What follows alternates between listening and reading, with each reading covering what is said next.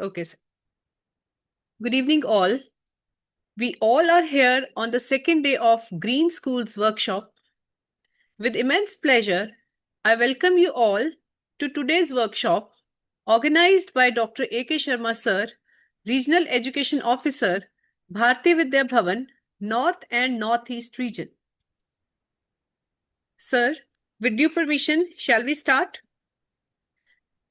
Before we start, I just want to remind you all regarding the group activity which we had planned for tomorrow and its presentation also. Hope you all have made the groups and now it will be easier to collaborate with each other. You were making your WhatsApp groups last night also. So I request you all to represent summary also of the session and give us the feedback also for the 3-day workshop program. That will be done tomorrow. Goddess Saraswati is the deity of knowledge, wisdom, music, and arts. Reciting Saraswati Vandana is considered important for seeking her blessings for enhanced intellect, academic success, creative abilities, and overall spiritual growth. It's a powerful prayer that aligns individuals with divine energy of knowledge, wisdom, and creativity, leading to both academic and spiritual advancement. Let's all seek the blessings of Ma Saraswati.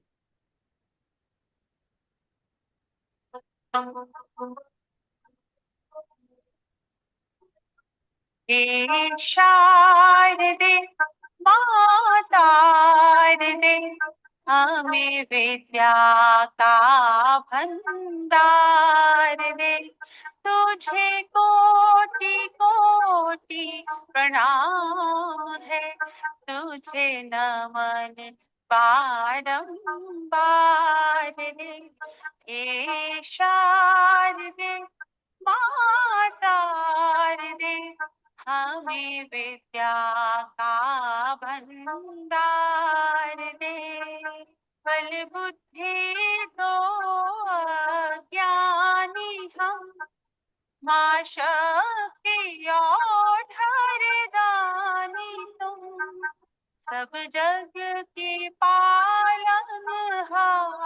रे कर नैया भव से पार रे हे शारदे मातार दे हमें विद्या का भंडार दे हमें विद्या का भंडार दे.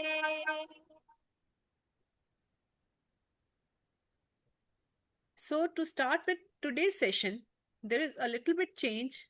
Dr. A.K. Sharma ji will take the first session.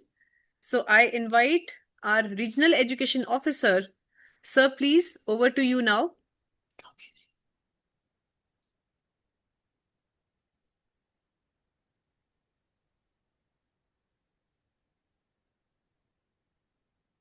Thank you very much.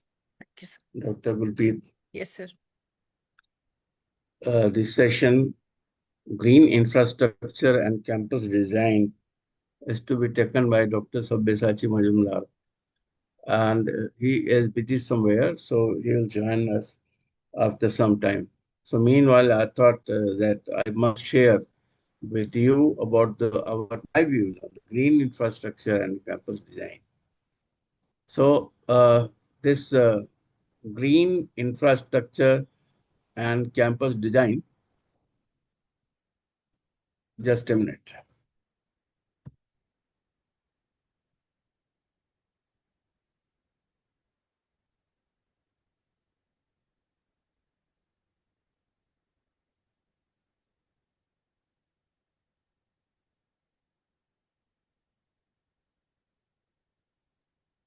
So whenever we talk about the green infrastructure, in our schools, most of the time it is not in our hands that what type of infrastructure is to be there. and what type of infrastructure is to be developed. Whatever infrastructure is given to us, we are using that. But now it is very essential that as a teacher, we should know that what type of infrastructure we are using and how can this infrastructure, whatever infrastructure we're using, can be made green, more green. So there are few other things that I'll share with you. So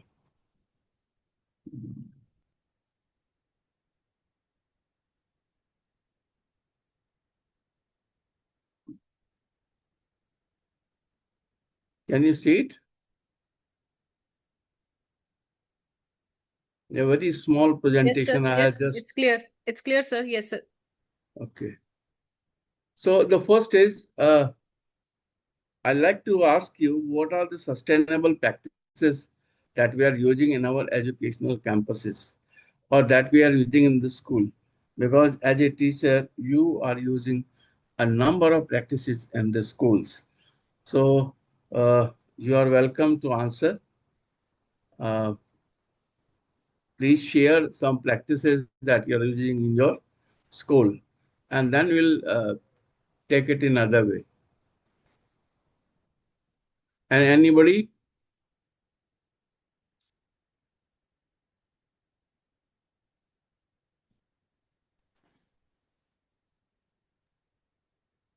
Namaskar, sir. This is Pritika Agrawal from Vidyashram, Jaipur, Pratapnagar branch. Kritika, welcome. Namaskar, sir. Namaskar. Sir, we are using a lot of sustainable practices in our campus. Should I share? Please, please. Yeah. Sir, we are using the rainwater harvesting system. We have a solar panel in our school. And then we recently started collecting the waste from the garden and then composting it. Earlier also we had done vermicomposting. And plus in junior classes, like we have started and we are going to put it in coming to the middle classes also. We have started teaching children how to segregate, like they put three boxes in their classes. And one is for the pencil shreddings, one is for the foil, and one is for the rest of the waste, like plastic waste and all. So that also we have started doing. And besides that, we have incinerators in the washroom. So there are a lot of practices that we are following here in our school. Okay, thank you, Kritika. So I'd like to And tell all of my viewers that Kritika is an environmentalist. She is teaching biology in Pratapnagar.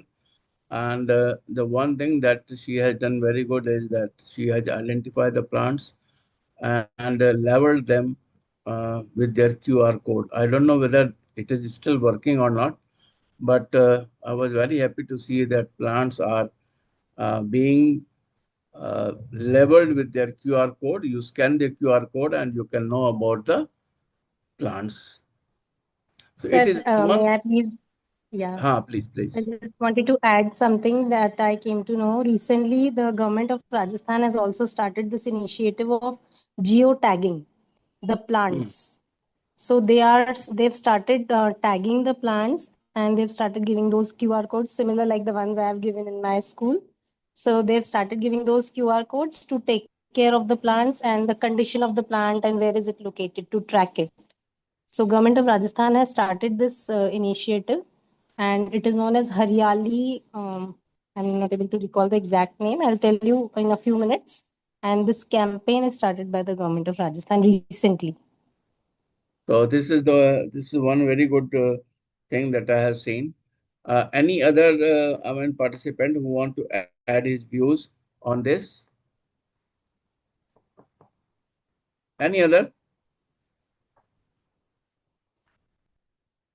Okay. I don't want to put you in trouble. So there are many practices which are going in the schools. You are doing it, but sometimes you are unaware. Like you are using LED light, you are using energy efficient devices. Nowadays, In AC also, you see that these stars are there, 4 stars, 5 stars. Have you seen that? Have you seen that or not? Am I audible? Yes, sir. Have you seen that? Yes, yes, sir. Yes, sir. So that is what is. It is you are involved into the energy conservation, which is a best practices of sustainable practices in your campus. Then I have seen the few schools are having solar panel. Then I have seen, and you also do, that you say to your students, turn off light, turn off fan, turn off computers when they are not in use. And you make it sure that they should be turned off. Then also you might have seen, I have seen certain buildings which use natural daylight and ventilation.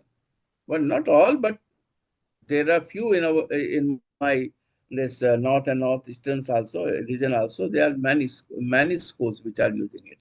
Then as Kritika has said about the rainwater harvesting, so that's a good practice.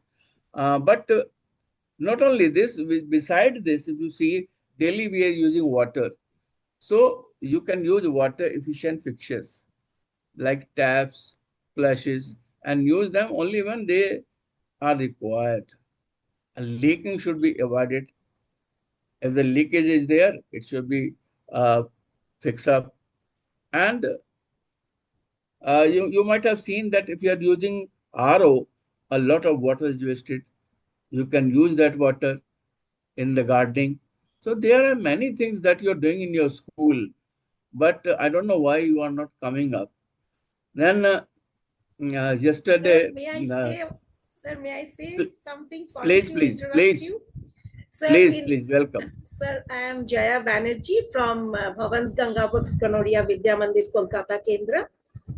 Sir, in our school, we have created wonderful gardens and green spaces, and we take the children to those gardens and green spaces and teach them about sustainability.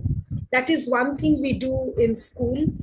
And sir, we asked students not to, I'm from the primary section. We ask students not to waste paper at all. We make them, if they have to make a chart, we ask them to make a chart in 1/4 piece of chart paper for one subject. Again from another subject, another 1/4. So in this way, we try to teach the children how to save everything, and we use the sustainable practices in our primary campus. Thank you, sir, so much. That's good. Last time when I visited a school in Agartala principal has said me that we are promoting uh, zero waste this campus, and we are trying our best that our campus should be free from plastic. So actually, the plastic free zone or plastic free school is also one of the good feature of sustainable practices. Then uh, when the children are doing lunch, you can make them that you are sitting here, so it is the zero waste lunch. You will not throw anything and eat only uh, that much which is required. If anything is left out, don't throw here. Keep it with you and use it judiciously whenever it is required. Then compost pit they used to prepare. And then the best thing that we are doing nowadays is the planting the tree, sustainable practices. We are making green zone as just now you have described. And we can also make green classroom or outdoor learning space. If you are a teacher and if you have a table to sit and doing the work, you can put one plant there, one money plant. That is also a symbolize that you are interested in the green one. Then encourage walking, cycling, or if it is not possible, carpooling, or if the school is providing bus, to see that the bus emission norms are okay or not, pollution certificate is there or not. So these are I mean certain practices that you are doing. Then I have seen, uh, I mean day before yesterday I have got a paper, and that paper, it was written on the paper that don't throw it. It is an eco-friendly paper. It is having a seed in it. So that's a wonderful thing that I have seen. Just a minute. I want to show it to you.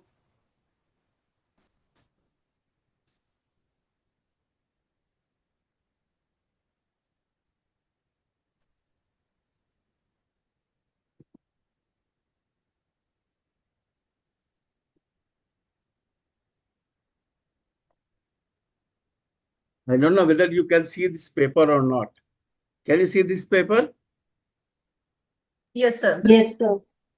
So this is a paper which is a hand paper. It is not actually seed paper, and they are saying tear this paper into small pieces and plant the pieces under a thin layer of soil. Keep the soil moist, and watch the seedling sprout in 2-3 weeks.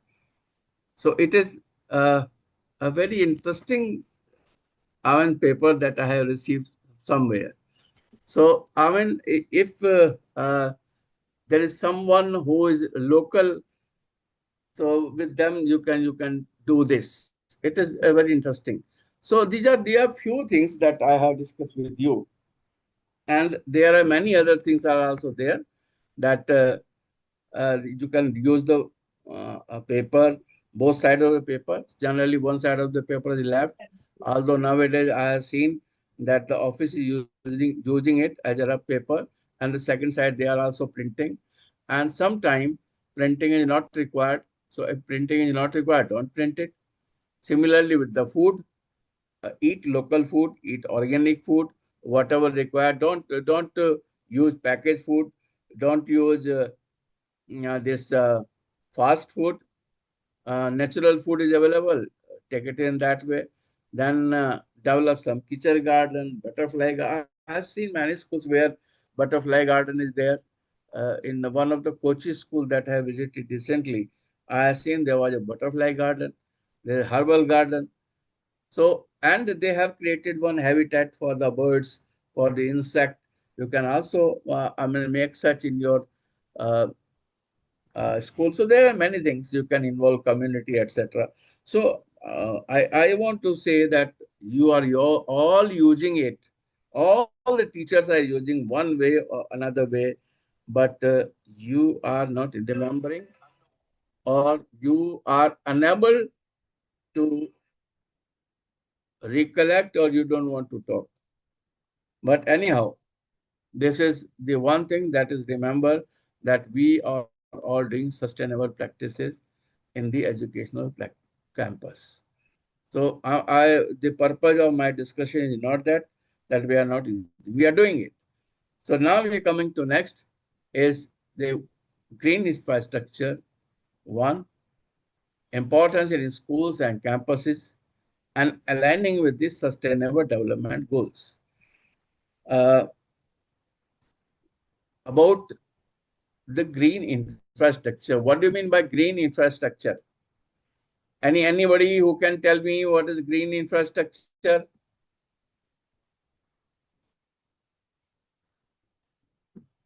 Anybody? अरे अभी तो इतना बताया आपको. Green infrastructure means all that I have said you is included in green infrastructure. You understand? Now tell me what is green infrastructure? Anybody? Yes, sir. A campus which includes all the practices which are sustainable and which is like the practices which we discussed shortly, and the ones which lead to a zero waste system ultimately. Okay, thank you. Very good. A system where e-waste management, where eco-friendly systems have been incorporated in the organization to help the environment. I cannot see you. What's your name? Sir, I'm Ritu. Okay, the voice is known, but I cannot see you in this. Okay, anybody else? Now I can see. Sir, Okay. sir, is it in a very simple form? I'm saying it. Is it using nature to help our environment? Yes, very good. This is very good. In a nutshell, you have Yes, said so many like things. planting trees and You gardens. you you are Sir, I'm Jaya Banerjee. okay. Kolkata. Yes, Kolkata, sir. Okay. So planting trees and I'm gardens, sir. I'm I'm coming to meet you. Yes, sir, we know you're coming on the 5th. Welcome, sir. So We are very. waiting for you. So this is the green infrastructures that we are using, and now we are coming to next is what is the importance in the schools and campus. What is the structure green infrastructure? No, and importance in school and campus. Forget about the school and campus.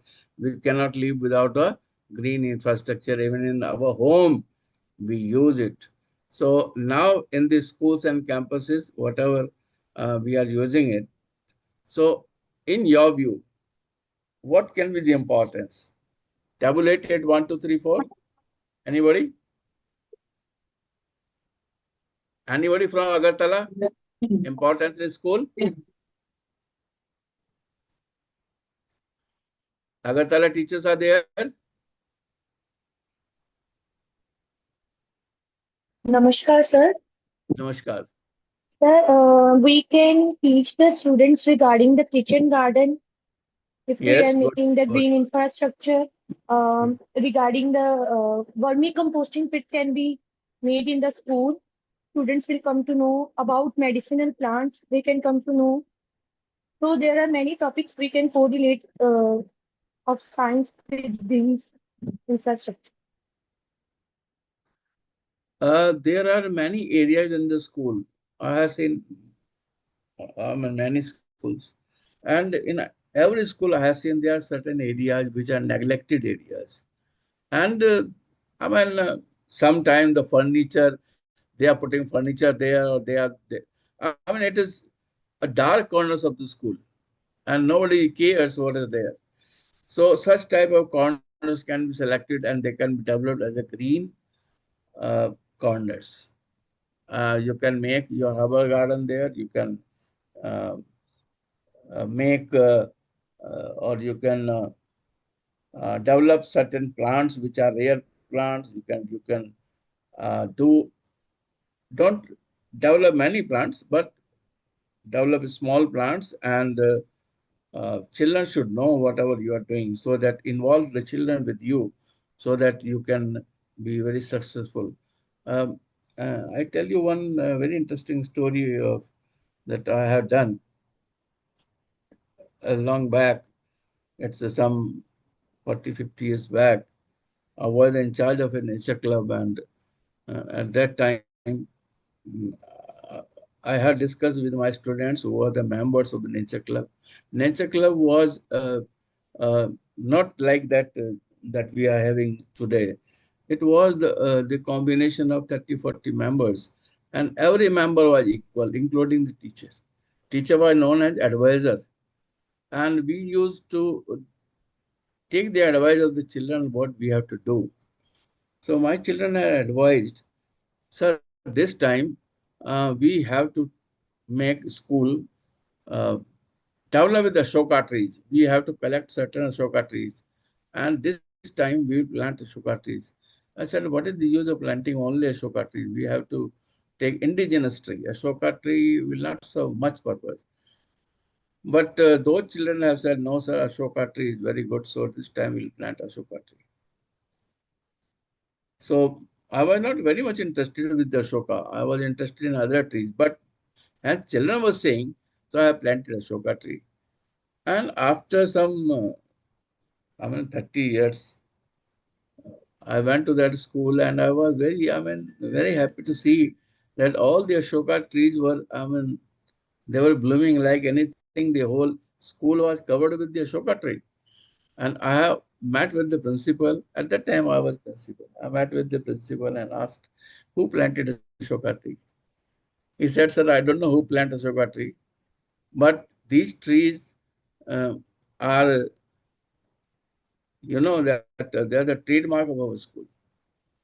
So sometime it happens, it makes you remember. Like that now, the Prime Minister Modi has said about one slogan, Ek Ped Maa Ke Naam. So, I mean, such type of programs you can conduct in your school. You can initiate the children to plant or to gift trees or saplings during birthday. Or teachers also can share during anniversary or during their birthday. So that will be a great service uh, to the nation if you are showing all these things. So this is, these are the very small gestures, but you don't know how they impact our children. I think Majumdar ji has joined. So Majumdar ji, have you joined?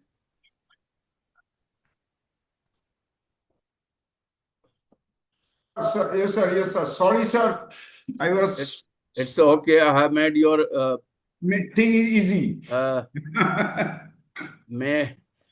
Easier, but I don't know that how much. I mean, no, you are sir champion. Our teacher might be understanding I because convey my best. My apologies to all. Because just now I came to know that you are not joining, so I thought that I must talk with my It's teachers. okay, sir. Okay, sir. So they are all wonderful. So please, the stage is all set for you. Gurpreet, please start now. Yes, sir. Sir, can you please make me a host? I made the host to you.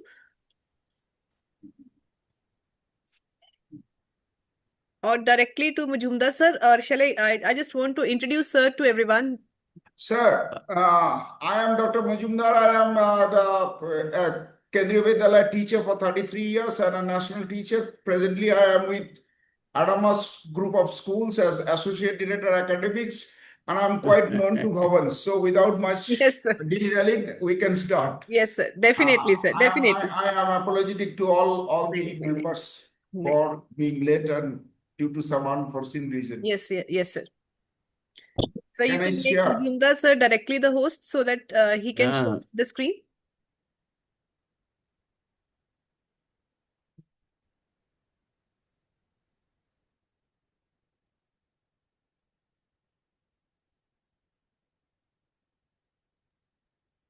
Sir, kindly make hosts to Majumdar sir.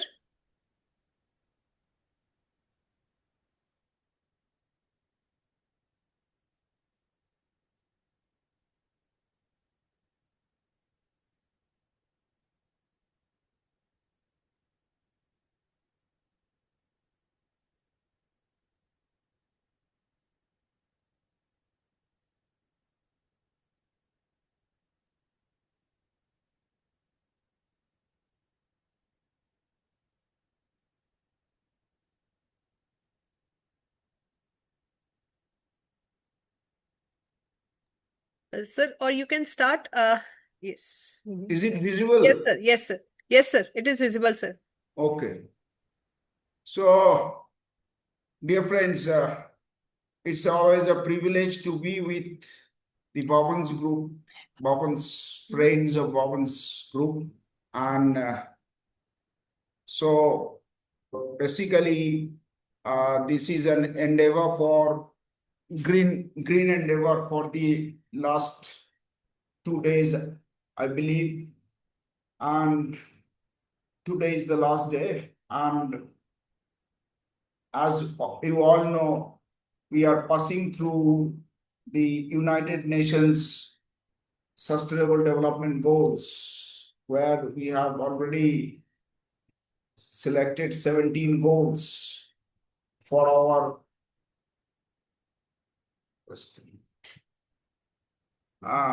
for the development of the earth.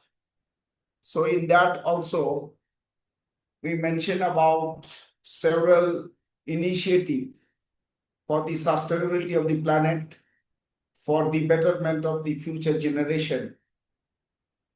And one such is this climate action, goal number 13. Now the question is why we are considered ourselves in the midst of a climate crisis. Because as you all know that we are in the midst of an Anthropocene. That means all these activities by human beings are depleting their natural resources, are destroying our natural resources. And United Nations has to give a clarion call to restore such things to a degree where we can make this earth livable for the future generation. And while identifying, just a minute, please hold on.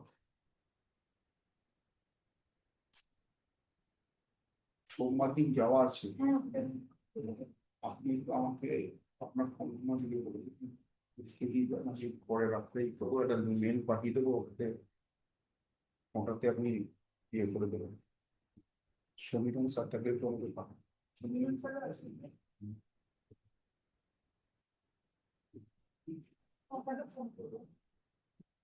Okay, so you can see that the carbon dioxide level is increasing like anything. It has crossed already 430 ppm.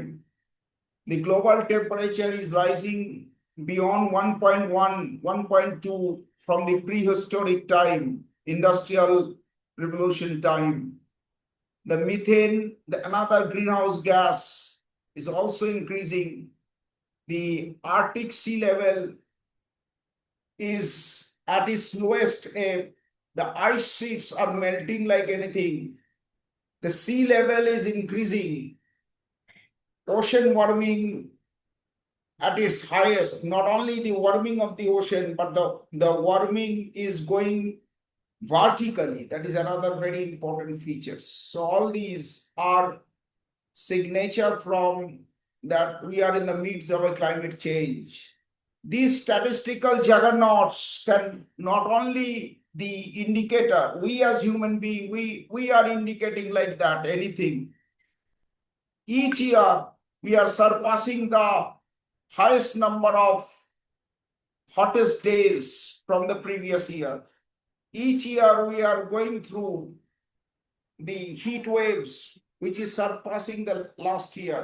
Each year, the number of deaths from heat stress, heat shock is increasing like anything. For each of these years, we have seen some erratic rainfall. Either there is floods or there are huge droughts, or even there is changes in the monsoon rainfall pattern. The total amount of rainfall that are to be carried out, that are to be there in a total 3 or 4 months of monsoon, may be occurring in only 6 to 7 days. There are desertification, there are increase in vector-borne diseases, there are loss of biodiversity. That's why again there are the goals for land and the life below water and life above land, advocating for conservation of terrestrial biodiversity, advocating for conservation of aquatic biodiversity, especially the marine biodiversity. We are also talking about green energy. We are talking about green infrastructure.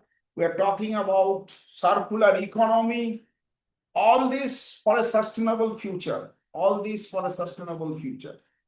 So, friends, there lies the importance of considering green in our life in various ways or others.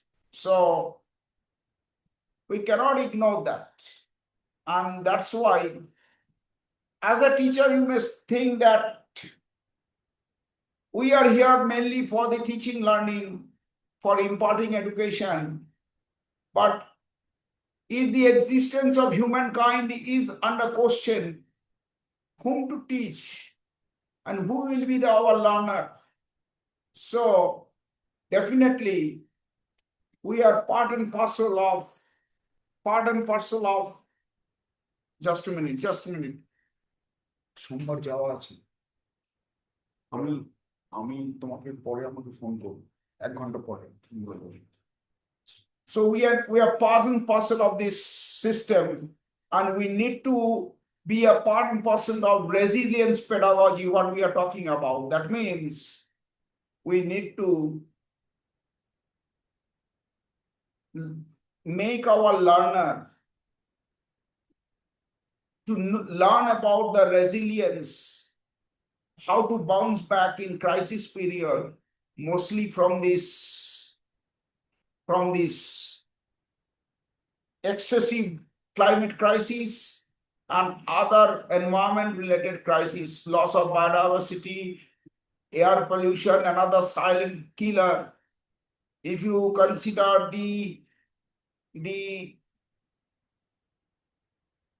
our main drivers, you will find that this aerosols or air pollution is a major driver for mortality and morbidity of humankind. Day by day, you can notice that the air in your areas, as indicated by air quality index, for a considerable amount of the year is showing dangerous mark, above the dangerous mark, danger level, especially for you who are there in Delhi, who are there in associated area, Gurgaon, Noida, even in Kolkata. Previously, that bad air quality was there for around 2 to 3 months of winter. Now it has expanded for 6 to 7 months, barring a few monsoon months. All the time there is a warning mark. It is dangerous for vulnerable population, or don't come out if it is not extremely needed. So friends, these are indicators that we must have to adopt green in our life, in and around us, in the form of green curriculum, in the form of green infrastructure, in the form of green behavior, in the form of green activities, and in the form of green economy. So there lies the importance of having this green infrastructure. By green, we not mean only green. What we actually mean to say, see here, the Paris climate crisis, the conclave in 2015 has declared that we need to restrict our carbon dioxide emission. You know, we are emitting carbon dioxide for getting energy, because majority of the energy is from coal burning of fossil fuels, and especially the coal burning, that means the thermal power plants. And we have all the signatory countries have pledged for nationally determined contribution. If that pledge is maintained, at present, if the business usual pattern continues, it will go like this, the green one. Can you visualize my slide, friends? Yes? Can you see my slides? Hello? Yes, sir. Okay, so you can see this green line.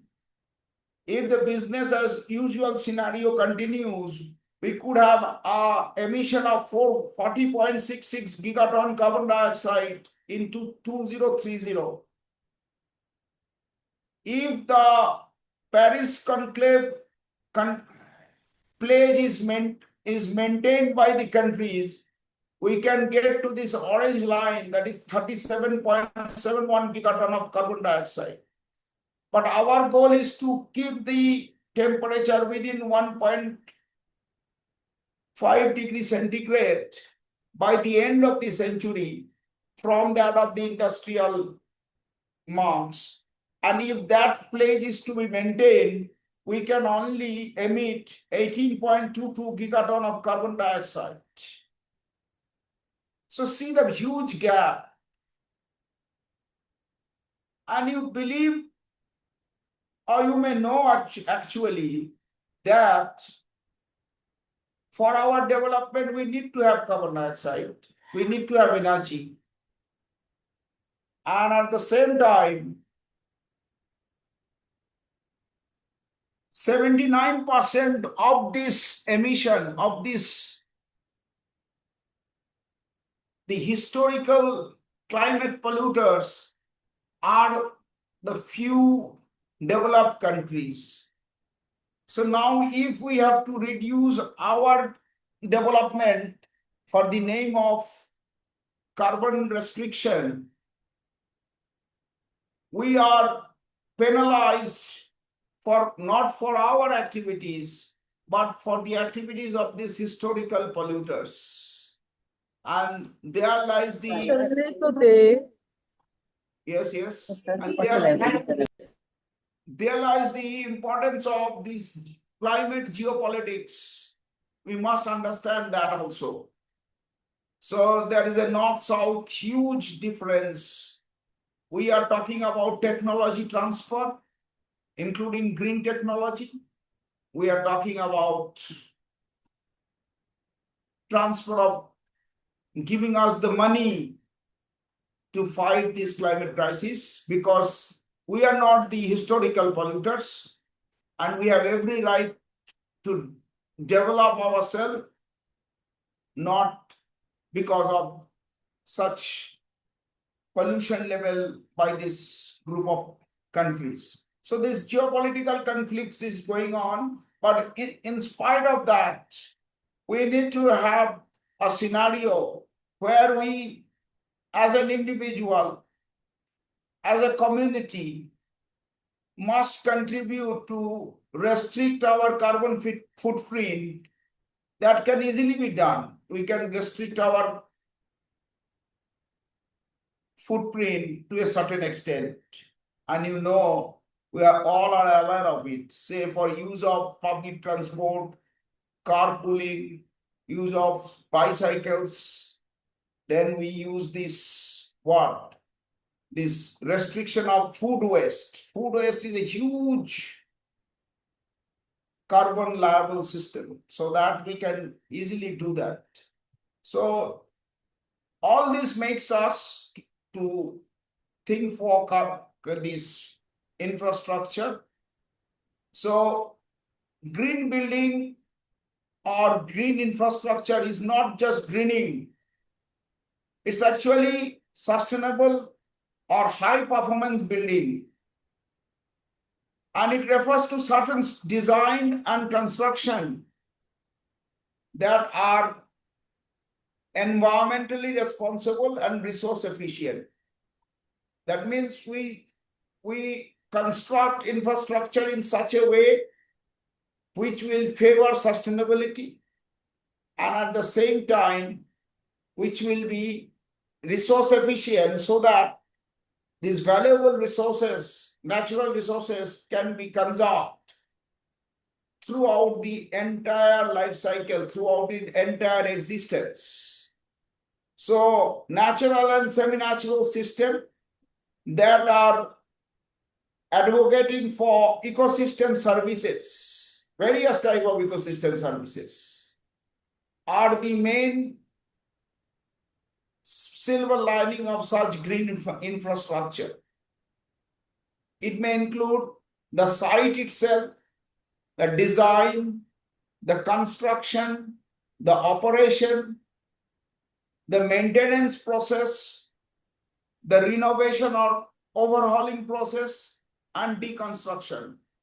In all these cases, We need to have a sustainable mindset. We need to have a resource efficient mindset.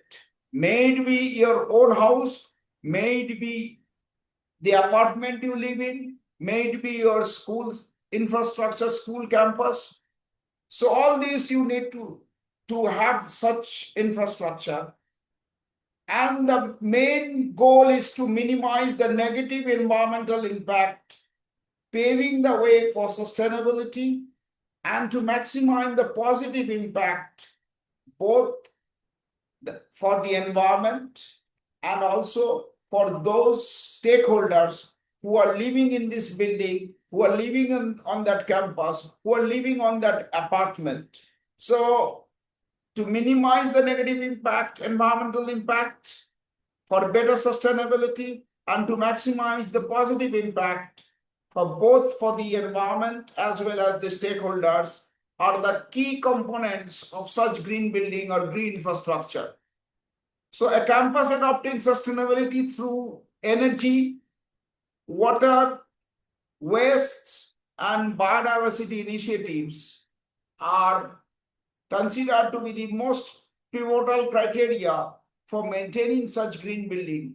That means we need to have a regular energy audit, we need to have a regular water audit, we need to have a regular waste audit, and we need to have a biodiversity action plan by which we can understand what are the loopholes and what are the areas where we need to give attention. So as you all know, we are, as a human being, we are wasting huge amount of energy, wasting huge amount of water, not only through water itself, but through waste of other things, materials and foods, which also need water. That means greening does not necessarily mean only the building itself. All these things must be taken into consideration. The energy, water, waste, and also the biodiversity within that area. And in a rural setup, it is rather easy to maintain such green initiative, whereas in urban setup, it's a real challenge. While this is a natural process, and the example of such thing is our green campus.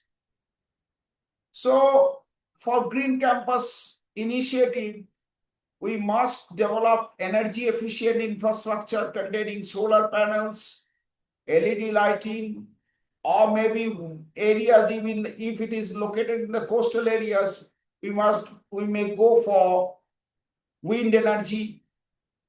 For water management, rainwater harvesting is a must. We know this, rainwater harvesting is a must. But very often, because we think that this is a huge investment or it needs cumbersome process to harvest rainwater, we didn't really go for that. But our main objective is to channelize the rainwater into non-concrete soil substrate so that it can percolate and improve our this groundwater. It can recharge the groundwater. Likewise, for waste reduction, source segregation should be the first way. We are doing that source segregation to a great extent in our house, in our home, as well often in the schools or our campus. But what we have noticed that in many of the cases, this segregated waste were dumped togetherly ultimately. So solid waste management is a big way. We can develop within the rooftop garden, we can develop these compost pits. We in majority of our campus, lots of plant leaves are dropped and they were being burned to reduce the waste. But that at one hand is generating huge amount of particulates and dust and smoke. And on the other hand, they are depriving us of producing compost or vermicompost with using those things. So in each school, there must be a composting and vermicomposting pit. And in each house of the students, we have to make the mindset in such a way, usually by through our eco club, through our nature club, that we can advocate for small composting pit in our rooftop itself. Another big challenge is the e-waste handling. This is an area where still we are lacking a lot, and here the government must take a very proactive initiative. And as a part of the government, as a part of the administrative group, also play a very important role. Say, for example, we are generating e-waste in a huge amount, and day by day it is increasing as our lifestyle is changing to a totally consumeristic lifestyle through this globalization process, and we are generating huge amount of e-waste. Not that always we don't want to effectively handle this e-waste, but often we don't know where to deposit these things. So for a school system, I believe the administrative authority must have a concrete e-waste handling plan, especially for those computer lab itself, and also we can extend this so that our students, our teachers, our other stakeholders can deposit their e-waste into our campus, and we ultimately can safely hand it over to the other authorities, the concerned authorities, for effective use of it. So the ultimate goal is a zero waste campus. Or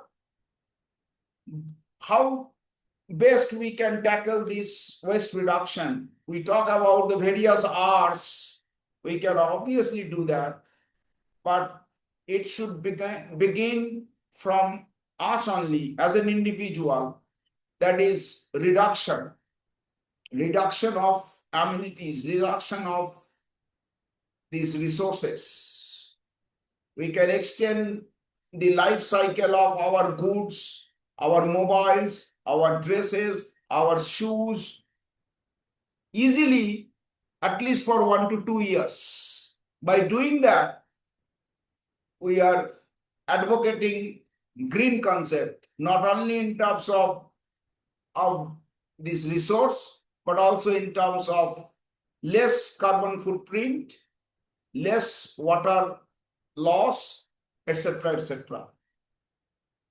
For greening our campus, for greening our infrastructure, we need to have a very well biodiversity conservation plan where native plantations is a very important feature. As you all know, these plants are local specific.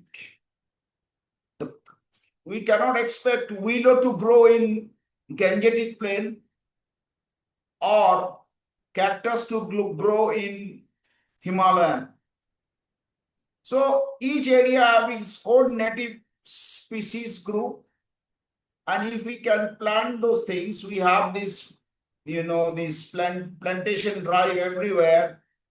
We plant many a thing, but forget to keep it under our own monitoring process. So 14 to 21st July, Banamotsav is held in very good way, but we have to keep it in our mental network that yes, not only to plant, but how to maintain those plants should be our top priority. So we have to develop huge amount of plantation in and around the campus for dust reduction, air pollution reduction, carbon sink, and all this, so that will be a green effort. Not only that, this pollinator, as you all know, insects are the main pollinating group. Honeybees, moths, butterflies, these are very important pollinators. And these pollinators are key source for food security. And if you Google it, for the last 5 years or even 10 years research articles, you will find the drivers of pollinators changes, and they are pollution, climate crises are some of the important drivers. So each school, each campus should have a butterfly garden. There are a lot of specialists now in this field who are helping us to generate a butterfly garden. For generating butterfly garden, for maintaining butterfly garden, we need to have a what? We need to have a this host plant, nectar plants, so that butterflies can visit our garden. Other pollinators, honeybees can visit our garden. So this is again not a very difficult way to do that. We need to do that. For maintaining the sustainability further, we can develop high mobility areas like the cycle paths, the electric shuttle buses. In our modern cities, these are now very much there. We can also consider our campus in the same way, so that within the campus we can run such green transport system, which is helpful. I have seen in, say, for example, in Fakir Chand University in Odisha, Balasore, we have seen that the cars are not allowed beyond the main gates. If you have to enter beyond the main gate, you have to get down and avail those e-rickshaws or totos or tuk-tuk, whatever we call it, battery operated things or electrical e-vehicles within the campus. So we can restrict such things, restriction of those, and replace this by this way. So these are several ways how we can make it. This solar panel is very much possible. Initial cost may be something, but in the long run, how much money is also saved is a big way of incentive for each one of us. We can develop this type of urban forest within our campus, and various biodiversity boards are giving incentive for developing such urban forest within the campus, which can help to restore the air quality, which can help to restore the biodiversity, which can help to reduce the greenhouse gases. And these tree canopies, isolated tree canopies, then rain gardens and bioswales. You can see this type of things where rainwater can help to recharge the things, or the storm water can be within the areas, we can have rain gardens and bioswales like this. You might have noticed in modern cities nowadays, these are very common. Percolating the storm water. And we have to maintain the wetlands. This is a big issue. You know, India is a signatory of the Ramsar Convention. The Ramsar Convention started well back in 1971, where in the Iranian city of Ramsar, the internationally important wetlands conservation was started. Initially, we have very few Ramsar sites in India. Loktak Lake, Harike Lake, the famous Chilika Lagoon, the brackish water lagoon were some of them. Now it has extended up to 80 plus, if not more. And they are including these famous Sundarbans, the East Calcutta wetland in our area. You have so many such wetlands in your areas. But the point is that the wetlands is helping a very pivotal role in maintaining ecosystem services, in thermoregulation, in maintaining of water cycle, in maintaining of this biodiversity, aquatic biodiversity. So in and around the compass, if there are wetlands, the health of the wetlands must be conserved.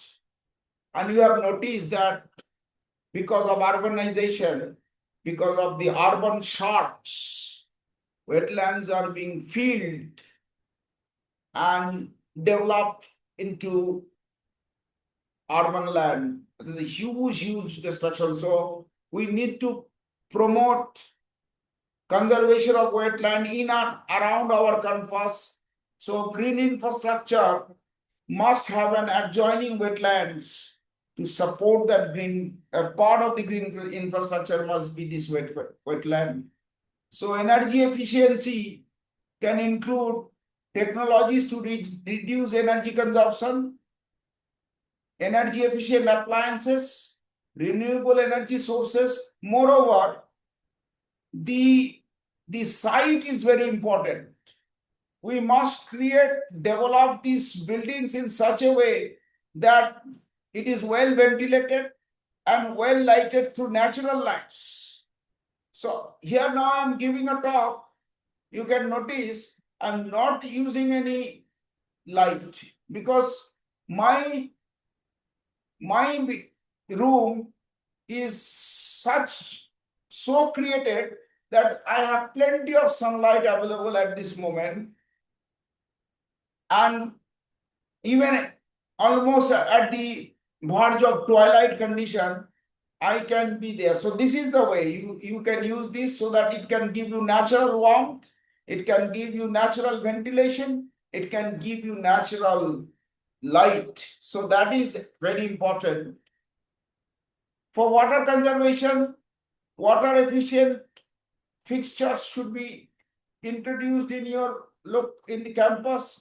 Rainwater harvesting, landscaping that requires minimal irrigation, and as I've told you, bioswales and rainwater gardens are some such things by which we can do that.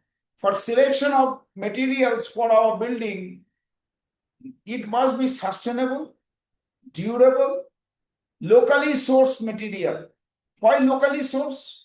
Because for carrying materials from outside, say for example, we in Kolkata are bringing all these marbles from Rajasthan. So that is not at all a sustainable process. So all these things should be taken into account. Use of locally sourced materials for maintaining and making of our buildings must be a priority while we are considering this. Again, for any green infrastructure, indoor environment quality is very important. Good ventilation, non-toxic materials, paints and varnishes you know, this, we call it as what? This volatile organic compounds, VOCs. These are hugely polluting and having health hazards. Maximizing the natural light, as I've told you. Health and well-being must be promoted through clean energy. The cooking energy, what we are using must be clean. So more and more CNGs, LPGs, these are to be instead of use of woods, logs and other fuels. That is to be prioritized. Prioritization of clean energy, humanization of energy should be our motto. Humanization of energy. Waste reduction, as I've told you, each one in an era of globalization, you have seen packaging is an art, and while packaging these things, we are generating more waste. So each one of us should reduce our consumption. We should reuse things which are possible, recycle materials, and contribute significantly towards the sustainable utilization, so that waste reduction is a priority and not only our words from the textbook. And as I've told you, while selecting the site for construction, the surrounding environment must be taken into consideration, so that it can be in an area with lot of greenery, with lot of urban canopy, with lot of sunlight, solar energy available. That will reduce our dependence on energy consuming substance, substrate, and processes.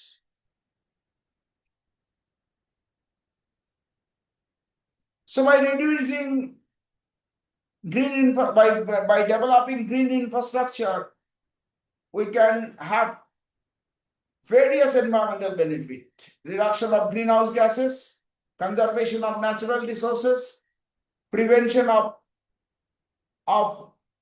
groundwater depletion, improvement of air and water quality, conservation of biodiversity, and fostering and favoring climate resilience changes can easily be done through individual level, through community level, and it should start from each house only.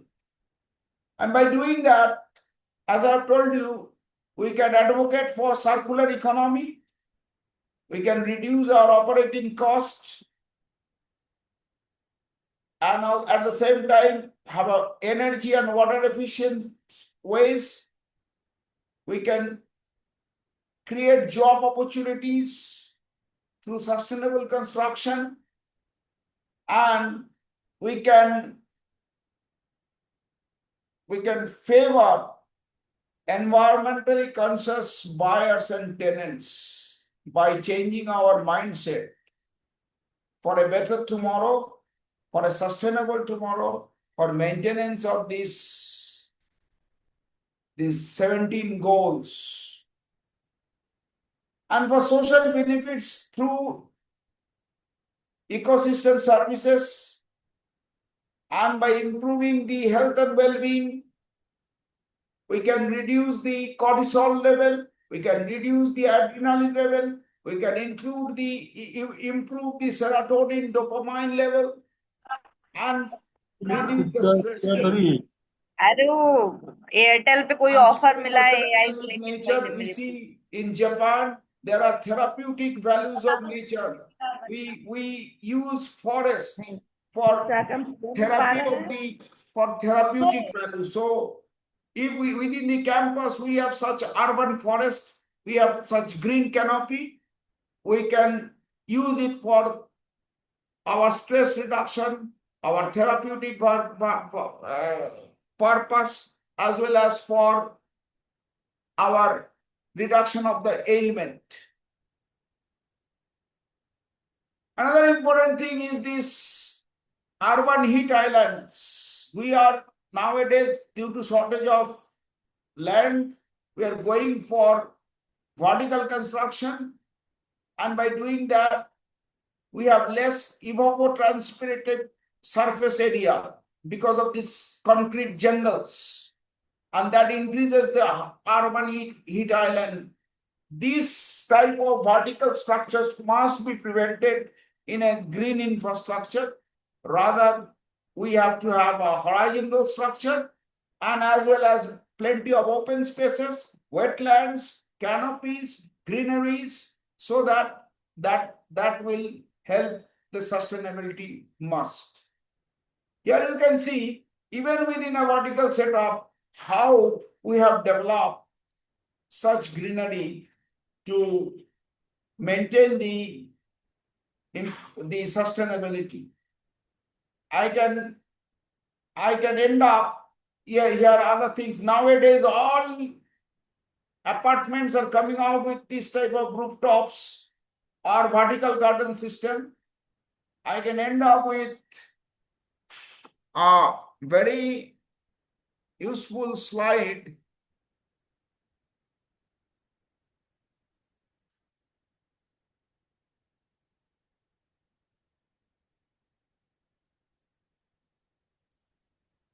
Just a minute.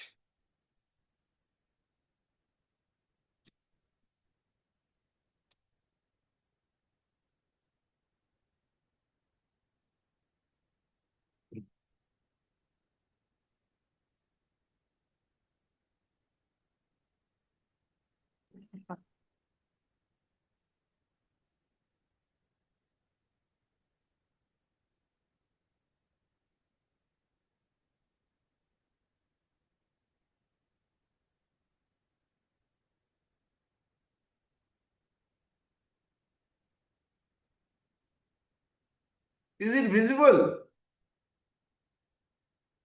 No, sir. No. Is it visible? It has been started. Yes, sir. So this is a Filipino school where one of my friend is a principal, and you can see the school itself, the school campus. So why not we can help to develop such a school environment, such a green infrastructure within our context, rather than only restricted this thing to our issues of webinars or seminars. So with this few words, may I conclude? And if you have any question, we can have some free discussion for this timing. I'm sorry that I'm late. Still, I am actually busy in my office with some other activities. So if you can have any question, it's now open to discussion. Anyone who wants to ask any question? It was such a wonderful session, sir. The concept is that green, not only consider this, you have to, green means here sustainable infrastructure. Yes, Green sir. is here sustainable lifestyle. Green is here sustainable mindset. All this should act in sync to make the things better for each of the stakeholders. Thanks a lot, sir, for such an insightful session and Though I know time for us. I am a little less at par with my standard. It was a I have wonderful session, sir. actually have some personal environment, and also not in a actually in a very proper mood to, because of some Yes, sir. I know. emergencies. Yes, sir. So please excuse me for this time.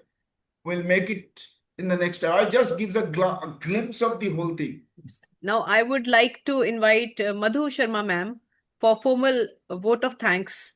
Madhu ma'am, please. Namaskar.